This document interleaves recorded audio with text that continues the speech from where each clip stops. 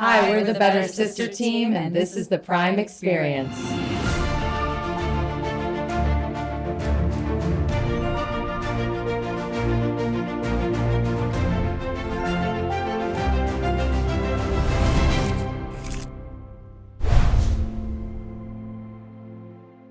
I was reading the script, reading the book. Elizabeth was reading the scripts, reading the book. We kind of knew about each other, that we were both sort of, thinking and trying to figure it out, who we were going to do it. And so that is kind of how it all began. Good summary. Right. We read really good material, and we got sent these books, and we got called by Craig Gillespie, who directed our pilot, who, sort of pitched us on the characters and the world that we were going to access. And then we read the book. Yeah. So we sort of knew big picture of what was going on. And then we got to talk to all of our producers and these fine ladies about all the ways that they were going to adapt it and expand it and grow it and breathe more and more life into it. And it seemed juicy from jump to me. Yeah, I mean, really like that the sisterhood was the central relationship of a whodunit show. I just felt like it was really unique in that way. I think any time is a good time to adopt an Alafair Burke book. No, but I think the second we read it, we felt like, well, we got to do this. It really grips you in that way. I think exactly as Elizabeth said, the sisterhood as the central story. I think both Regina and I are so drawn to stories about family, about sisterhood, and this idea of what does it mean to have different experiences of your parents? How does that determine who you are and the rest of your life? And I think that Alafair gives you this incredible foundation to jump off from, and then you're able to explore. The more we got to know the characters, the more that we started collaborating with Elizabeth and Jessica, the more that we were able to find every moment that they might be in their life and explore what is their past, what's going on just outside of the story that we had. And Alafair was such an amazing support in that. She was no ego, totally no preciousness about allowing us to really build out this world. And it was just such a joy to get to do that. And we all had a little bit of fun. We love dysfunction. Yeah. That's like, oh yeah. And we had to expand just because, different characters come up, and we took some liberty as we went forward, but we really honored what she gave us for sure. Mm-hmm. Yeah. There was so much already, right, that was created before Elizabeth and I, were even a part of this project. So there was so much to mine, from the amazing scripts to the book. And then there was nothing but an open channel of collaboration. Anything that we felt that we wanted to add or adjust, or like this feels more me, or this doesn't feel quite authentic to what I'm trying to do with Chloe, or what Elizabeth was doing with Nikki. Everything was allowed, and at least conversation. We had conversation, and sometimes we would argue about what we thought, and it was all so nutritive to the experience, I guess. And we would figure out, okay, well, maybe that was a good idea, maybe it wasn't, but we talked it out, and now we're moving forward, and we have more information, and there's something new that's been discovered somehow. So the collaboration was just top level, top notch. Everything was acceptable to talk about, and even if it was there was no bad ideas, If it's mentionable, it's manageable. That's for me. But it applies on set. It's very useful. It really is. Yeah, I've been lucky enough. I'm honored to have had access to AA. I've been to meetings. I've been to Al-Anon.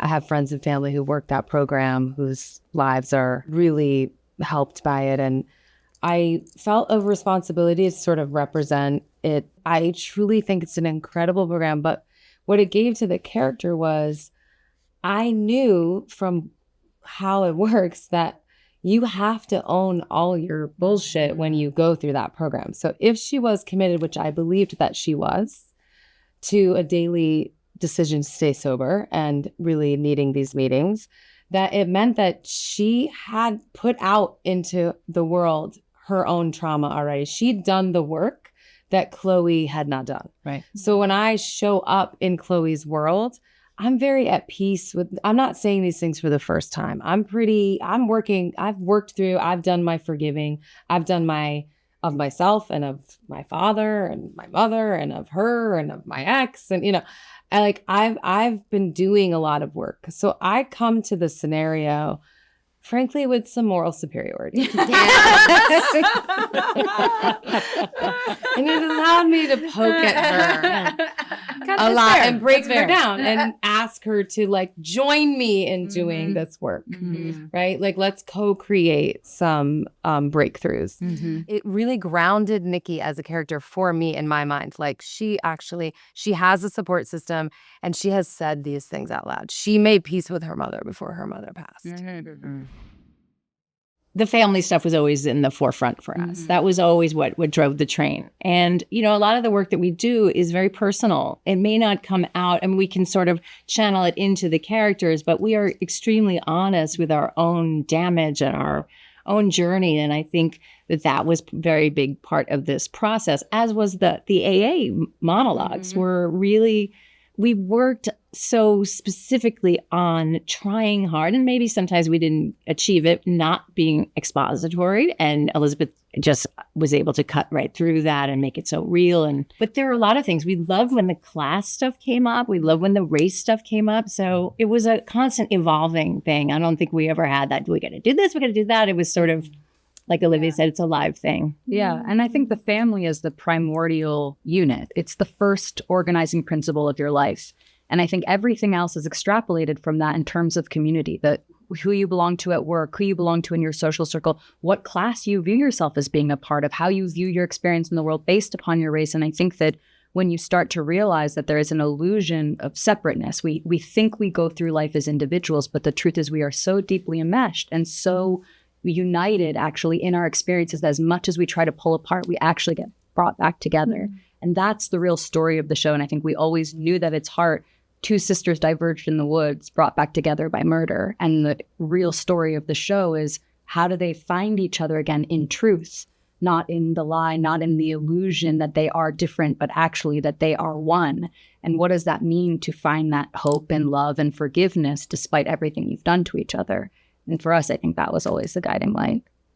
Wow. I remember Pretty good. well, Pretty also impressive. just this deep need for connection that these two women have for connections with each other, and that they have put these walls around that, and this entire journey is about breaking through and reconnecting. Well, I mean, I just the best started part of it. shitting on you pretty quickly. and I just And you took it. Yeah, and then you gave it back a then little, gave and it then we just were like, "This is what it's supposed to be." sometimes all you It can was do is very natural. you don't quite know what's going to happen until you get on set, right? You do a bunch of preparation, you learn your lines, you think about the emotional, things that's happening for your character, what's happened in the past, where you're in the present, all this stuff. You might have, I have journals of stuff, and my script is covered in crazy person notes, that kind of thing. And then you get to set and you just go, well, that's going to throw out the window. We're doing something different. She just did something crazy. I don't know how to respond to that. Go with it. A lot of it is just, in my opinion, is just being available to hear, listening to what's happening, and really responding authentically from the character's heart, and if you know that character's heart, then you just react, and it's just kind of all happening. So I know that's not really giving you an answer, but it's just, that's kind of the energy of set. It's kind of chaos, and it's kind of blasting out of cannons. You just don't even know what's happening. I think also we were, the characters are a little careful around each other in the beginning, Right. Because they have to be, and we're just getting up to speed on the whole thing. So we were a little careful, not it sort of was channeled naturally. I feel to be a little careful, what can I say? What can we get away with? Yeah. How far can I push a thing? Because I want to do it in service of what this relationship is supposed to be. But I also, with my own sisters, know there's very few things that I know in my relationship with my sisters that they could do where I would like never want to talk to them again. I mean, sleeping with my husband probably is one of them. Pretty close. It's pretty close.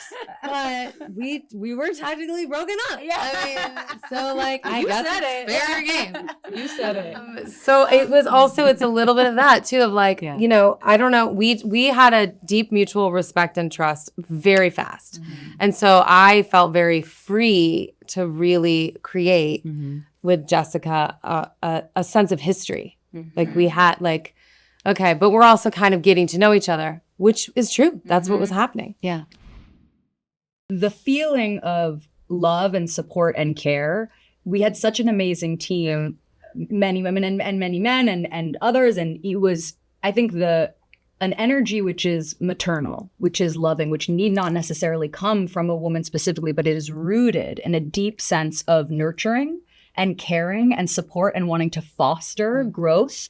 That was what was present on the set. And that was really, I think, the thing that we derived from all of our partnership together. And the thing that we really believed in most was, how do we create an environment where we can do the best work and where we all feel safe and loved?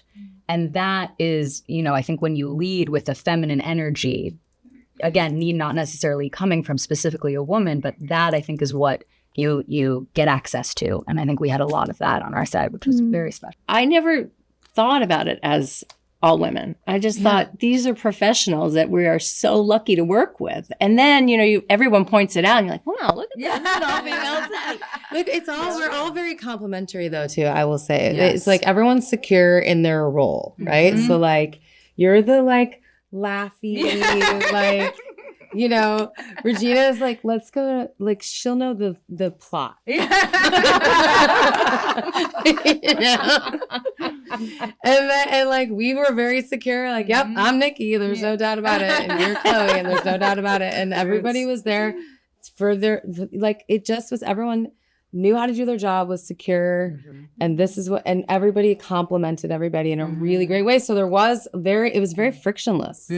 Yeah, I just felt like a lot of busy moms who wanted to get shit done quick. Get home as fast as possible. Yes, it was that. And also I think when you were talking about like it's like a female sort of energy or sensibility or whatever, there was like a sense of humility, I feel like. And there was zero egos. Yes. That's whatever. Everyone has one of those. But for whatever reason, everybody sort of threw those out the window. And everyone was very humble to let's make, what does it need? What does it need to be the best possible product? And if that means cutting out all my lines, cutting me out of the scene, cutting her, it doesn't matter. Like it didn't matter. Nobody cared about that. It was just, it was a macro view of what we were doing and much bigger look of like, oh, this was this is the group mentality all moving in the same direction. And we had a lot of chai and snacks. Yes, we were well fed. So very well much fed. food. That was So much food. A lot of food trucks. So much ice cream. So much ice cream.